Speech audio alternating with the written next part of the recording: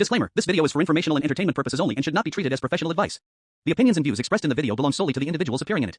सोचिए कोई आपको ब्लैकमेल कर रहा है, आपकी जिंदगी बर्बाद करने की धमकी दे रहा है और तभी एक अनजान शख्स आपकी मदद के लिए हाथ बढ़ाता है। कहता है पैसे नहीं है तो मैं इंतजाम करवा सकती हूँ, तुम टेंशन मत लो। पर क्या हो अगर वो मददगार और आपका ब्लैकमेलर एक ही इंसान हो? अरे ये तो किसी साइकोलॉजिकल थ्रिलर फिल्म का प्लॉट लगता है, जहां विलन सिर्फ आपको डरा नहीं रहा बल्कि आपके भरोसे और आपकी भावनाओं के साथ भी खेल रहा है। ये एक बहुत ही खतरनाक दिमागी खेल है। बिल्कुल, और आज हम ग्वालियर के एक ऐसे ही असली मामले की परतों को खोलने जा रहे हैं, जहां एक होटल का कमरा, एक छिपा हुआ कैमरा और एक ब्लैकमेलिंग गिरोह, ये सब मिलकर एक ऐसी कहानी बनाते हैं जो भरोसे, धोखे और टेक्नोलॉजी के गलत इस्तेमाल पर बड़े सवाल खड़े करती है। तो चलिए समझते हैं कि ये पूरा ऑपरेशन कैसे काम करता था और इसके पीछे की साइकोलॉजी क्या थी। तो कहानी की शुरुआत होती है 26 जुलाई को ग्वालियर के होटल विराट इन से। 27 साल का एक नौजवान पुष्पेंद्र प्रजापति अपनी गर्लफ्रेंड के साथ वहां चेक इन करता है। एक आम दिन, एक आम होटल का कमरा। उन्हें बिल्कुल अंदाजा नहीं था कि उनके कमरे में लगा बल्ब होल्डर सिर्फ रोशनी नहीं दे रहा था, बल्कि उनकी हर हरकत को रिकॉर्ड भी कर रहा था। और यहीं पर इस अपराध की सबसे डरावनी बात सामने आती है। हम जब किसी होटल में जाते हैं तो हम सिर्फ एक कमरा नहीं खरीदते, मतलब हम एक तरह का भरोसा खरीदते हैं। सही बात है। भरोसा प्राइवेसी का, सुरक्षा का। ये एक अस्थायी घर होता है। जब उस भरोसे को तोड़ा जाता है तो ये सिर्फ एक कानून का उल्लंघन नहीं है, ये किसी की सुरक्षा की भावना पर सीधा हमला है। बिल्कुल सही कहा। और हमला करने वाले बहुत ही शातिर थे। जब पुष्पेंद्र कुछ दिनों बाद अपनी जिंदगी में वापस लौट चुका था तो उसके व्हाट्सएप पर एक अनजान नंबर से मैसेज आता है। अच्छा। मैसेज में उसके और उसकी गर्लफ्रेंड के निजी पलों का एक वीडियो क्लिप था और साथ में एक सीधी धमकी। क्या? 8 लाख रुपए दो वरना ये वीडियो तुम्हारे परिवार, दोस्तों और सोशल मीडिया पे वायरल हो जाएगा। बाप रे, ये सिर्फ पैसे की मांग नहीं है, ये तो एक दिमागी हमला है। बिल्कुल। ब्लैकमेल करने वाला जानता है कि हमारे समाज में इज्जत और बदनामी का डर कितना गहरा है। वो पैसे नहीं मांग रहे, वो आपकी इज्जत का सौदा कर रहे हैं। हाँ। वो उस डर को हथियार की तरह इस्तेमाल करते हैं ताकि सामने वाला मतलब सोचने समझने की हालत में ही ना रहे और बस उनकी मांग पूरी कर दे। पुष्पेंद्र के साथ भी ठीक यही हुआ। वो घबरा गया, उसने मोलभाव करने की कोशिश की और फिर डरकर 5,000 रुपए तुरंत ट्रांसफर कर दिए। बस शुरुआत। हाँ, ये तो बस शुरुआत थी। गिरोह ने दबाव बनाया और 45,000 रुपए और ट्रांसफर करवा लिए। पर उनका लालच वो बढ़ता ही जा रहा था। जब उन्होंने तीसरी बार 50,000 रुपए और मांगे तब पुष्पेंद्र को एक बात साफ हो गई कि ये सिलसिला कभी रुकेगा नहीं। एग्जैक्टली। ये ब्लैकमेलिंग के जाल का सबसे क्लासिक पैटर्न है। एक बार आप पैसे दे देते हैं तो आप उनके लिए एक आसान शिकार बन जाते हैं। उन्हें पता चल जाता है कि आपका डर ही उनकी सबसे बड़ी ताकत है। लेकिन इस पूरे खेल के पीछे था कौन, ये जानकर तो शायद सबसे ज्यादा हैरानी होती है। इस पूरे रैकेट का मास्टरमाइंड कोई शातिर अपराधी नहीं, बल्कि एक इंजीनियरिंग की छात्रा थी, राधा चौबे। उसके साथ थे 2 और लोग, भूपेंद्र धाकड़ और ब्रिजेश धाकड़। एक मिनट, इंजीनियरिंग की छात्रा? जी हाँ। ये प्रोफाइल तो बिल्कुल फिट नहीं बैठता। आमतौर पे ऐसे मामलों में हम एक अलग तरह का क्रिमिनल प्रोफाइल देखते हैं। ये बहुत अजीब है। क्या उसके बैकग्राउंड के बारे में और कुछ पता चला?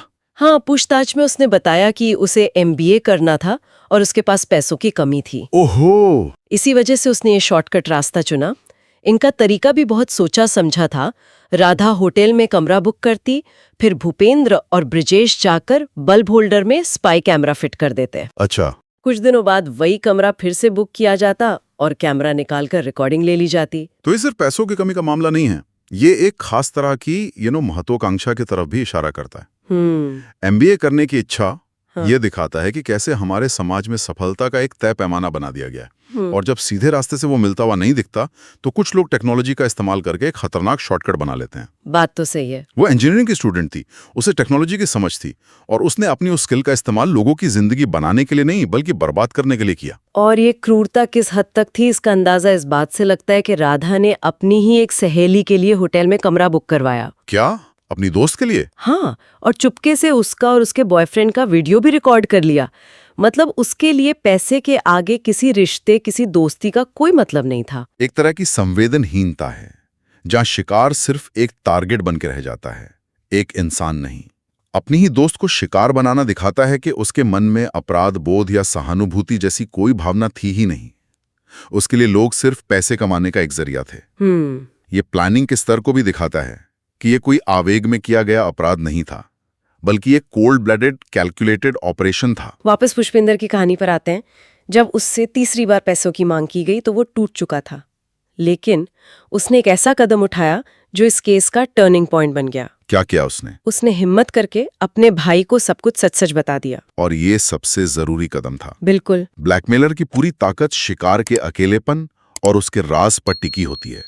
जैसे ही शिकार उस राज को किसी भरोसेमंद इंसान के साथ साझा करता है, ब्लैकमेलर की आधी ताकत वहीं खत्म हो जाती है। सही बात। पुष्पेंद्र ने जैसे ही अपने भाई को बताया, उसने उस अकेलेपन की दीवार को तोड़ दिया। हाँ। उसे ना सिर्फ इमोशनल सपोर्ट मिला, बल्कि आगे लड़ने की हिम्मत भी मिली। हाँ, ये बात तो है, लेकिन हमें ये भी समझना होगा कि हर किसी के लिए बोलना इतना आसान नहीं होता। नहीं होता, बिल्कुल नहीं होता। पुष्पेंद्र के पास एक भाई का सपोर्ट था। सोचिए उस इंसान के बारे में जिसके पास कोई नहीं है। उसके लिए पुलिस के पास जाना एक बहुत बड़ा पहाड़ चढ़ने जैसा हो सकता है। बिल्कुल सही पॉइंट है। इसीलिए समाज में और परिवारों में एक ऐसा माहौल बनाना जरूरी है जहां लोग बिना जजमेंट के, डर के अपनी बात कह सकें। खैर, इस मामले में भाई का साथ मिलते ही दोनों पुलिस के पास पहुंचे और एफआईआर दर्ज करवाई। और पुलिस ने भी काफी तेजी से काम किया।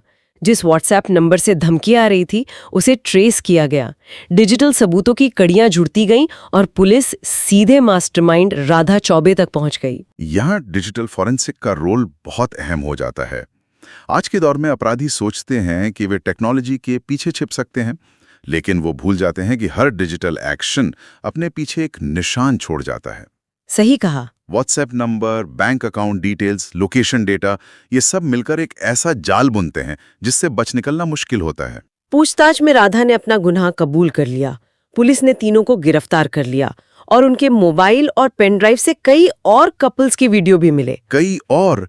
मतलब पुष्पेंद्र अकेला शिकार नहीं था? नहीं, बिल्कुल नहीं। और पुलिस इस बात की भी जांच कर रही थी कि क्या होटल का कोई कर्मचारी भी इस गिरोह में शामिल था, क्योंकि बिना अंदर की मदद के इतने लंबे समय तक ऐसा करना थोड़ा मुश्किल लगता है। और ये एक बहुत जरूरी सवाल है। होटल की क्या जिम्मेदारी बनती है? क्या उनकी कोई जवाबदेही नहीं है? एक होटल सिर्फ बिस्तर और नाश्ता नहीं बेचता, वो सुरक्षा का वादा भी बेचता है। इस तरह की घटनाएं उस पूरे इंडस्ट्री के भरोसे पर सवाल उठाती हैं। क्या होटलों को रेगुलर इलेक्ट्रॉनिक स्वीप या चेकिंग नहीं करनी चाहिए? ये तो एक बड़ी बहस का मुद्दा है, लेकिन जांच में एक और बात सामने आई जो इस केस को सिर्फ ब्लैकमेलिंग से कहीं ज्यादा भयानक बना देती है। और ये वही बात है जिससे हमने शुरू किया था, सहानुभूति का नाटक। हाँ, वो मनोवैज्ञानिक खेल। बिल्कुल।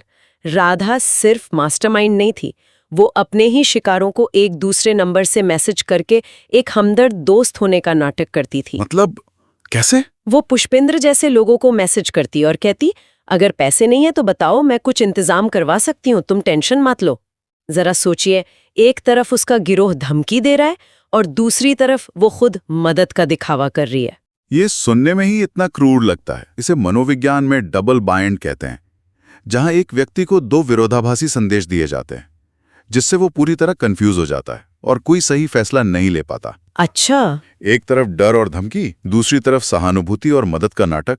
ऐसा करके वो शिकार का और ज्यादा अपराध बोध और दबाव में डाल देती थी। मतलब उसे ये महसूस कराया जाता था कि देखो, ये लड़की कितनी अच्छी है जो मेरी मदद करना चाह रही है, और मैं कितना बेबस हूं जो कुछ नहीं कर पा रहा। एग्जैक्टली। ये दिमागी तौर पर किसी को तोड़ने का तरीका है। इससे शिकार और जल्दी पैसे देने के लिए मजबूर हो जाता है। ये दिखाता है कि राधा का इरादा सिर्फ पैसे लूटना नहीं था, बल्कि अपने शिकार पर पूरी तरह से मनोवैज्ञानिक कंट्रोल हासिल करना था। ये दिमागी क्रूरता की एक अलग ही ऊंचाई है। तो इस पूरी कहानी से हम क्या समझ सकते हैं? एक साधारण होटल का कमरा एक बुरे सपने में बदल गया। टेक्नोलॉजी जो हमारी जिंदगी आसान बनाने के लिए है, उसका इस्तेमाल कितनी चालाकी से किसी को बर्बाद करने के लिए किया गया। और सबसे बढ़कर ब्लैकमेलिंग के पीछे का गहरा मनोवैज्ञानिक दबाव और उससे बाहर निकलने के लिए एक इंसान की हिम्मत। ये केस हमें ये भी दिखाता है कि अपराधी हमेशा हमारी उम्मीदों के मुताबिक नहीं दिखते। सही बात है। एक इंजीनियरिंग स्टूडेंट जो एक उज्जवल भविष्य का सपना देख रही थी, वो इस तरह के घिनौने अपराध की मास्टरमाइंड निकली। ये हमें समाज में सफलता के दबाव और शॉर्टकट की मानसिकता के बारे में भी सोचने पर मजबूर करता है। और अंत में एक बात जो इस केस को और भी डरावना बनाती है, पुलिस के मुताबिक इस गिरोह को इसलिए पकड़ लिया गया क्योंकि उन्हें होटल से सभी मेहमानों के कॉन्टैक्ट डिटेल्स नहीं मिल पाए थे। अच्छा। हाँ, वे और भी कई कपल्स को अपना शिकार बनाना चाहते थे, लेकिन जानकारी के अभाव में वे सबसे संपर्क नहीं कर पाए। और यही बात हमें एक जरूरी सवाल पर सोचने के लिए छोड़ जाती है। क्या? इस मामले में अपराधी पकड़े गए क्योंकि वो थोड़े अनाड़ी थे, लेकिन आज की इस डिजिटल दुनिया में जहां हमारा डेटा, हमारे कॉन्टैक्ट्स कितनी आसानी से उपलब्ध हैं, सोचिए ऐसे कितने और शातिर ऑपरेशन चुपचाप चल रहे होंगे जिनके बारे में हमें पता भी नहीं है। ये घटना सिर्फ एक अपराध की कहानी नहीं है, बल्कि हमारी प्राइवेसी और सुरक्षा पर एक बहुत बड़ा सवालिया निशान है कि हम असल में कितने सुरक्षित हैं। अगर आपको वीडियो अच्छा लगा हो तो वीडियो को लाइक करें और चैनल को सब्सक्राइब करें ताकि और भी ऐसे ही वीडियो आप तक आते रहे। धन्यवाद।